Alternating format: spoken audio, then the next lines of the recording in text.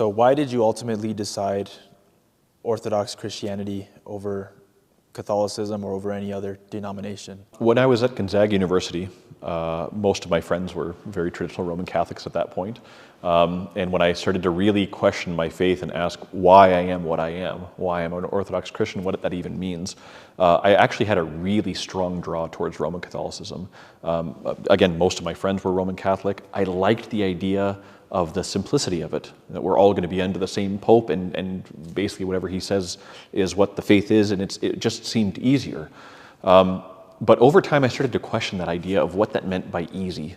And I started to look at a lot of what would be not just required, but what I was called to in Roman Catholicism. And again, it's not to criticize, but I realized that it wasn't so much that I thought Roman Catholicism would lead me to a greater it wasn't like some greater path. It was rather that it did seem easier to me. Essentially, if I commit a mortal sin, I go to confession, I get a penance, and then I can receive communion. If it's not a mortal sin, I don't need to worry about it so much. And in Orthodoxy, it was more, you need to really look at your own heart. And I realized that scared me. It scared me because it was calling me to something that was tougher, and it caused me to something that was a much, much higher standard than simply not committing a mortal sin. I looked at the saints and realized I was being called to something that was so exalted and so beyond me that it terrified me. And I realized if I'm being called to look at myself that deeply, that's probably a good thing. And that was the first step towards me deciding I really need to look more deeply into what ultimately the churches hold up as the standard. What do they hold up as the model of what I should be shooting for? And I decided to read some lives of modern saints. So what I did is I did this little project of reading some lives of ancient saints and then reading modern Catholic and modern Orthodox saints. And what I found was that the ancient saints and the modern Orthodox saints kind of coincided. They aligned in a way where the spirit was exactly the same. In fact, I tell people to do this with the life of St. Martin of Tours and St. Paisios. I think St. Paisios of Mount Athos is kind of a very modern version of exactly what St. Martin would have been had he been born in the 20th century. Their lives are so much alike. And when I read modern Roman Catholic saints, although I saw a lot that I thought was praiseworthy, it was a different spirit. And I didn't feel called to the same depth of asceticism. I started to discover that my Roman Catholic friends thought that the way that the Orthodox fasted was insane, and yet the way Orthodox fast is exactly how the early church fasted, including in Rome at the time. So all of that made me take a really big step back. And I started to ask this question, which faith is going to be tougher on me in the right ways, and which one's going to hold up an example that they can show the fruits of?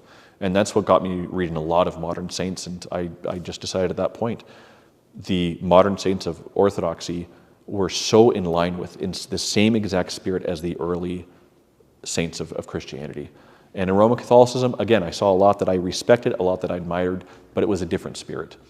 I finally one day just decided I better just go test this out, and I went to a mass on campus, and the next day I went to liturgy at the Orthodox Church, and it all just settled with me. And I went, the Orthodox Church is what I read about these ancient saints, and I see in these modern saints, and I see it calling me to something that's tough, but tough in all the right ways. And I just didn't feel the same thing with Roman Catholicism.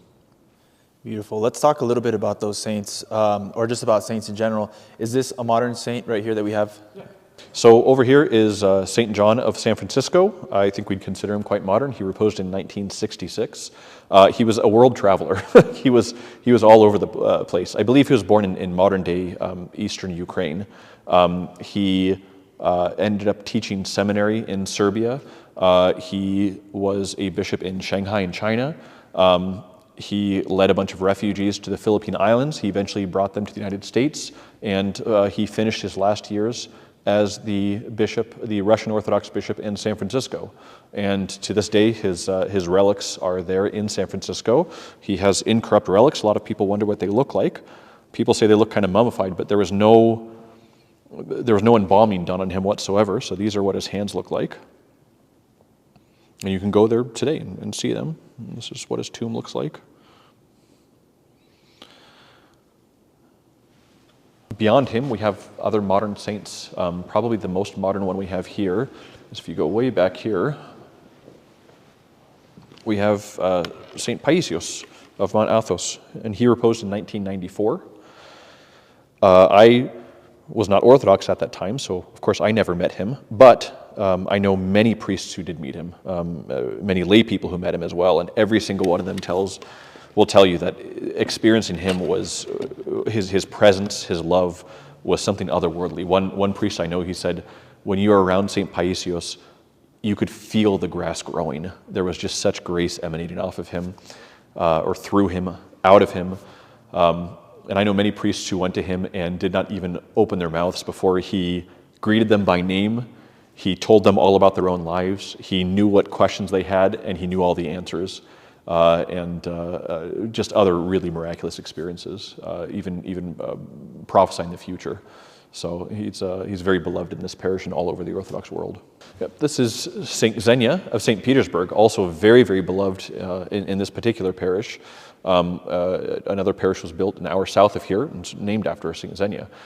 St. Xenia was born in Russia in a rather wealthy, I don't know if she came from a wealthy family or just married into a wealthy family, but her husband tragically died early on in their marriage, and she took his coat and just disappeared. And she came back after a few years. She had been learning under a really great ascetic and holy man and had learned kind of the spiritual life, and she ended up back in St. Petersburg, and she became what is probably my favorite category of saints, and that's fools for Christ. A fool for Christ is someone who acts insane. People think that they're quite literally crazy.